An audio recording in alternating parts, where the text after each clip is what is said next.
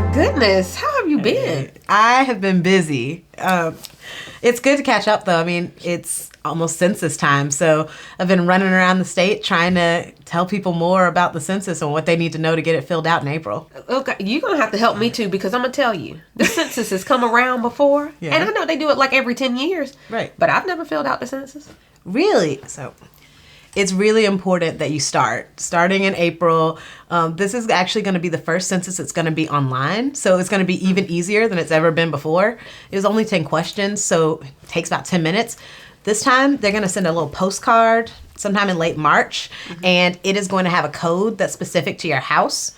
And when you go to fill in the census online, you'll need to put in that code. So it's really important that, you and everybody else that I talk to knows that when you get that postcard, you can't just throw it away. Well, now that's good because, sometimes when you get mail that's not pertinent, it just goes in the trash.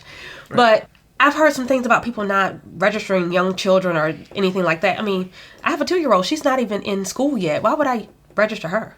The Census Bureau wants to get an idea of how many people are living in every place, especially because with your example, right, a 2-year-old, by the time the next census comes around, is going to be 12. True. And so if you don't count that baby in the census, then you're losing out on the money that comes down to the state based on our census count that goes towards stuff that your child's going to need, like, teacher salaries, childcare, figuring out where grocery stores and hospitals should be, emergency personnel, roads.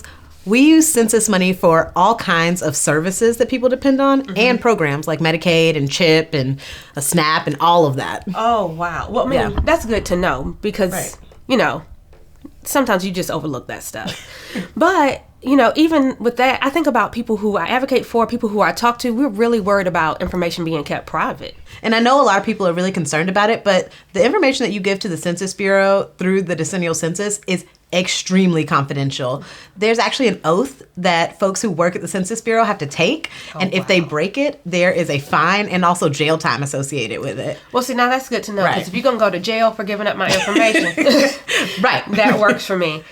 And then also it can't be shared with any other authority. So they can't share it with your local housing authority.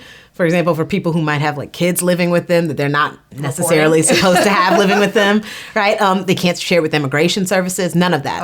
Information is completely really confidential. Wow. So it's fast. 10 minutes or less. Right. Because my time is my money.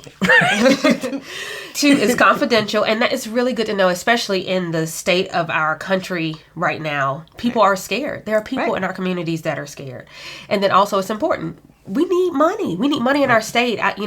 Being an educator, I get it. And so we need that money, and we need programs so badly, especially for our children.